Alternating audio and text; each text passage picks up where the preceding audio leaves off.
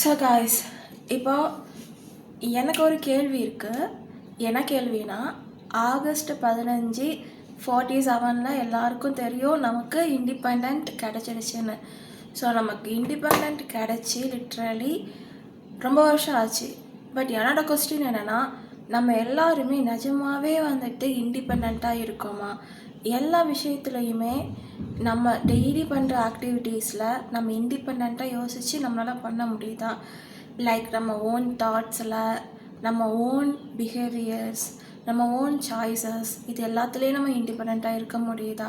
Of course இங்கே legally லா எல்லாமே இருக்குது. நம்ம நிறைய விஷயத்துக்கு ஒபே ஆகி தான் இந்த சொசைட்டியில் வாழணும். பட் அதையும் தாண்டி நீங்கள் உங்கள் தாட்ஸில் இண்டிபெண்ட்டாக இருக்கீங்களா?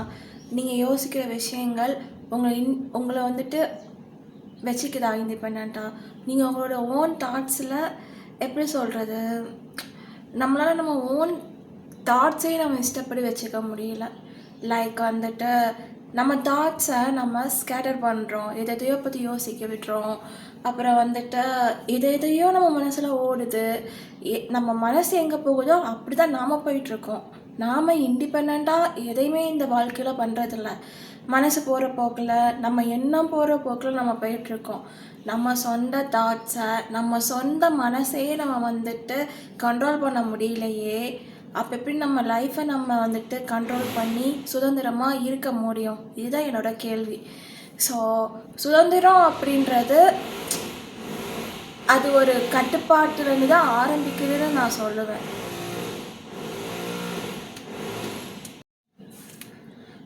ஸோ அதுதான், இப்போது நீங்கள் உங்கள் தாட்ஸை அலைய விடுறீங்க. அது எங்கெங்கேயோ எதையோ யோசிச்சுட்டு போகுது.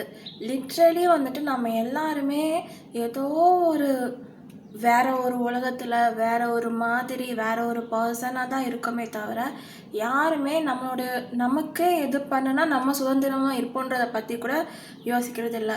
நம்மளோட ஓன் தாட்ஸை ஃபஸ்ட்டு நம்ம ரெகுலேட் பண்ணணும். நம்ம ஓன் தாட்ஸை எப்போ நம்மளால் ஒரு டைரெக்ஷனில் கொண்டு போக முடியுதோ அப்போ தான் ஆக்சுவல் சுதந்திரம் ஆரம்பிக்குது. இண்டிபெண்ட், அதுதான் ஆக்சுவலாக இண்டிபெண்ட்டாக இருக்கிறது. நீங்கள் உங்கள் ஓன் தாட்ஸையே உங்களுக்கு ஃபேவராக யூஸ் பண்ண முடியலைன்னா எவ்வளோ பெரிய இண்டிபெண்ட், எவ்வளோ பெரிய சுதந்திரம் கிடைச்சாலும் வேஸ்ட்டு தான். ஸோ சுதந்திரம் கிடைச்சி என்ன பிரயோஜனம்? உங்களால் கண்ட்ரோல் பண்ணிக்க முடியல. நீங்கள் எந்த டைரெக்ஷனில் போகணுன்னு ஒரு பிடிப்பு உங்கள்கிட்ட இல்லை. அப்படி இருக்கும்போது உங்களுக்கு சுதந்திரம் கிடைச்சதும் வேஸ்ட்டு தான், எல்லாமே ஆக்சுவலி வேஸ்ட்டு தான். ஸோ உங்கள் தாட்ஸை நீங்கள் கண்ட்ரோல் பண்ணாட்டி கூட பரவாயில்ல, அட்லீஸ்ட் ஒரு டைரெக்ஷனில் கொண்டு போகணும். உங்களுக்கு எது அன்கம்ஃபர்டபுளாக ஆகுது, உங்களுக்கு எது பிடிக்கலை, அப்புறம் இது எல்லாமே எல்லாருக்கும் மேலோட்டமாக தெரியும். பட் இண்டிப்பாக நிஜமாகவே யாருக்குமே தெரியாது. அதுதான் உண்மையே. ஆக்சுவலி உங்களை பற்றி உங்களுக்கே டெப்த்தாக தெரியாதுன்றது தான் உண்மை. உங்களுக்கு நீங்களே புதுசாக தான் இருக்கீங்க. எல்லாருக்குமே அது இருக்கும். லைக் நம்மளை நாமளே ஏற்றுக்கிறது இல்லை. நாமளே ஏற்றுக்கிறது இல்லைன்னா, நான் இப்போ கருப்பாக இருக்கேன், குட்டையாக இருக்கேன், குண்டாக இருக்கேன், அசிங்கமாக இருக்கேன், நம்மளே ஏதோ ஒரு விதத்தில் நம்மளை ரிஜெக்ட் பண்ணுறோம். ஸோ இப்படி இருக்கிற ஒருத்தர் சுதந்திரமாக நான் இருக்கேன் சுதந்திர நாட்டில் அப்படின்னு சொல்லவே முடியாது ஆக்சுவலி. ஸோ ஃபஸ்ட் நீங்கள் உங்களை ஏற்றுக்கணும். அப்புறம் உங்களோட தாட்ஸை நீங்கள் ஒரு டைரெக்ஷனில் எடுத்துகிட்டு போகணும். அதுதான் ஆக்சுவலி சுதந்திரமாக இருக்கிறது, சுதந்திரமாக வாழ்கிறது. ஸோ கான்ஷியஸாக இருக்கிறது தான், கான்ஷியஸ் மைண்டோட லைஃப்பை லீடு பண்ணுறது தான் என்னை பொறுத்த வரைக்கும் சுதந்திரமான வாழ்க்கை. ஸோ இந்த சுதந்திரமான வாழ்க்கை நீங்கள் உங்களை பற்றி யோசிக்க ஆரம்பிக்கிறது. அது செல்ஃபிஷ்னஸோட போகாது. செல்ஃபிஷ்னஸ்க்கும் கான்ஷியஸுக்கும் நிறையவே டிஃப்ரென்ஸ் இருக்குது. ஸோ இது எல்லாமே நீங்கள் உங்களுக்குள்ளேயே நீங்கள் போக போக இந்த மாதிரியான விஷயங்கள் வெளியே வரும். இதுக்கு ஸ்டார்டிங் பாயிண்ட் தான் மெடிடேஷன். ஸோ மெடிடேஷன் பண்ணதும் இதெல்லாம் நடந்துடும். உங்களை நீங்களே கான்ஷியஸ்னஸ் அப்படியே வெளியே வந்துடும் அப்படின்னு கிடையாது. Meditation starting point. மெடிடேஷன்லேயே நிறைய டெக்னிக்ஸ் இருக்குது. எல்லாமே ஸ்டார்டிங் பாயிண்ட்டு தான். மெடிடேஷனோட நான் ஸ்டாப் பண்ணிட்டேன் அப்படின்ட்டு இதில் எதுவுமே கிடையாது. ஸோ நீங்கள் இன்னும் அதை லைஃப்பில் எடுத்துகிட்டு வந்து நிஜமாகவே எல்லா சைடில் இருந்துமே நீங்கள் உங்கள் லைஃப்பை ஒரு மாதிரி அமைதியாக நிம்மதியாக எடுத்துகிட்டு போகும்போது ஒரு மாதிரியான சுதந்திரமான வாழ்க்கைக்கு நீங்களே போயிடுவீங்க. உங்களை எதுவுமே கண்ட்ரோல் பண்ணாது. எதுவுமே மேலேருந்து உங்களை கண்ட்ரோல் பண்ணாது. இப்போ நீங்கள் பார்க்குற ஆடு, உங்களுடைய சூழ்நிலைகள், உங்களோட ஆக்சுவல் திங்ஸ் எதுவுமே கண்ட்ரோல் பண்ணாது. பட் அதுக்காக நான் எல்லாத்துலேயும் விலகிடுவேன், நான் வந்துட்டு வீட்டை விட்டு வெளியே போயிடுவேன், நான் வந்துட்டு என்னோட சுதந்திரமான வாழ்க்கைனா துறவம் போகிறது அப்படி கிடையாது. இந்த சொசைட்டிலே இருந்துக்கிட்டு நீங்கள் வந்துட்டு நிஜமாவே சுதந்திரமாக அண்ட் கான்ஷியஸோட வாழலாம். அதுதான் ஆக்சுவல் சுதந்திரமான வாழ்க்கை. அண்டு இது வந்துட்டு பார்க்கும்போது ரொம்ப கிரிட்டிக்கலாக இருக்கும். ஆனால் நீங்கள் லைஃப்பில் நிஜமாவே சில இதுக்குன்னே அடித்தள பொருட்கள்லாம் இருக்குது. அன்பு, அப்புறம் வந்துட்டு நிஜமாவே வந்துட்டு ஒரு கெட்ட எண்ணத்தோடு இல்லாமல் இருக்கிறது. அண்டு கெட்ட எண்ணத்தோடு இல்லாமல் இருக்கிறதுனா லைக் நான் அந்த மாதிரி மனுஷங்களுக்குன்னு இருக்கிற சில குணங்களை வந்துட்டு சுட்டி காட்டி பேசலை. ஆனால் அது வந்துட்டு இப்படி நான் வந்துட்டு எனக்கு ஏதோ ஒன்று பெருசாக கிடைக்க போகுது, அதனால் நான் வந்துட்டு கெட்ட எண்ணத்தோடு இல்லாமல் ரொம்ப நல்லவனாக இருக்க போகிறேன்னு வாழ்கிறது கிடையாது. அதுதான் முதல்ல இருந்தே நான் சொல்கிறேன். இப்போ வந்துட்டு நிறைய பேர் கடவுளுக்கு ஏன் பூஜை பண்ணுவாங்கன்னா எனக்கு புண்ணியம் கிடைக்கும், ஆனால் நான் பூஜை பண்ணுறேன் அப்படின்னு சொல்லுவாங்க. இப்போ நான் கான்ஷியஸ் ஆகிறதுனால எனக்கு வந்துட்டு ஏதோ பெரிய புதையல் கிடைக்கும், அதனால நான் கான்ஷியஸாக ஆக போகிறேன் அப்படி கிடையாது. கான்ஷியஸ் ஆகுறது உங்களுக்கு நல்லது. அண்டு உங்கள் லைஃப்க்கு ஒரு மீனிங் கிடைக்கும் தான். அண்டு அதை வச்சு நீங்கள் நிறைய விஷயம் பண்ண முடியும் தான்.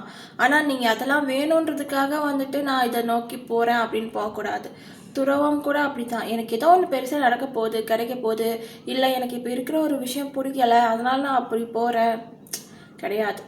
இன்ஃபேக்ட் ஒரு துறவியாக காட்டுக்கு போயோ இல்லை சொசைட்டிலேருந்து விலகியோ வாழ்கிறத விட ஒரு குடும்பஸ்தனாக வீட்டில் அந்த 4-5 பேருக்கு என்ன தேவையோ அதை எடுத்து பொறுப்புகளை எடுத்து தன்னோட பொறுப்புகளை நிறைவேற்றுற ஒருத்தன் தான் அந்த துறவியாக போகிறவனோட மேலே. என்னை பொறுத்த வரைக்கும் இல்லை, ஆக்சுவலி அதுதான்.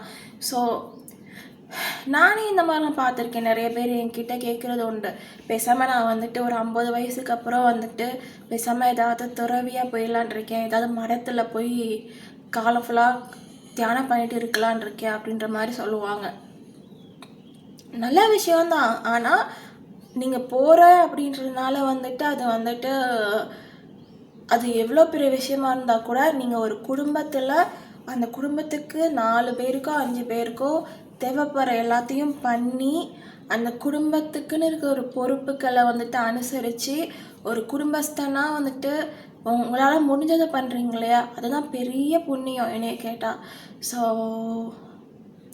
ஓகே, அதனால் இதெல்லாம் புரிஞ்சுக்கோங்க. நீங்கள் இந்த மாதிரி விஷயங்களை உங்களோட ஓன் பீஸுக்காக எடுத்துக்கலாமே தவிர மற்றபடி அதான் நீங்கள் சுதந்திரமாக உங்களோட தாட்ஸை உங்களுக்கு எது பிடிக்கும் பிடிக்காது இந்த மாதிரி நீங்கள் யோசிக்கும் போது உங்கள் லைஃப்பில் நிறைய விஷயம் வேஸ்ட்டாக போகாது. உங்களுக்கு நிறையா டைம் நீங்கள் உங்களால் ப்ராக்ரெஸ் ஆகுறதுக்கு நிறைய டைமை ஒதுக்க முடியும்.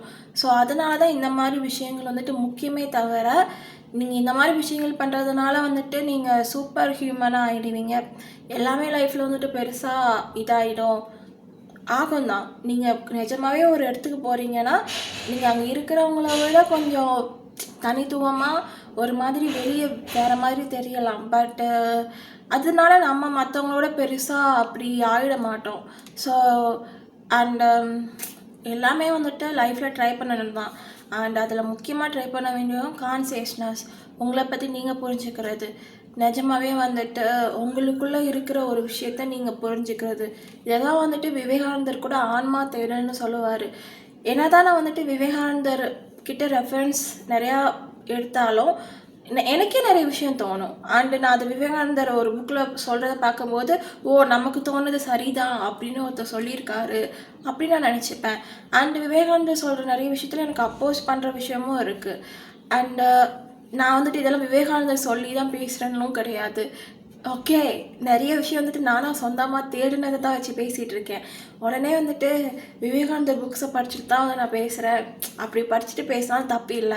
ஆனா, என்னை பொறுத்தவரைக்கும் அத தான் சொல்றேன். எல்லாருமே அப்படிதான் இருக்கணும். நான் சொல்றதுக்காகவும் நீங்க வந்துட்டு அத அப்படியே எடுத்துக்க கூடாது. நீங்களா படிக்கணும். எல்லாரோட வே ஆஃப் ப்ராக்ரஸும் வேற.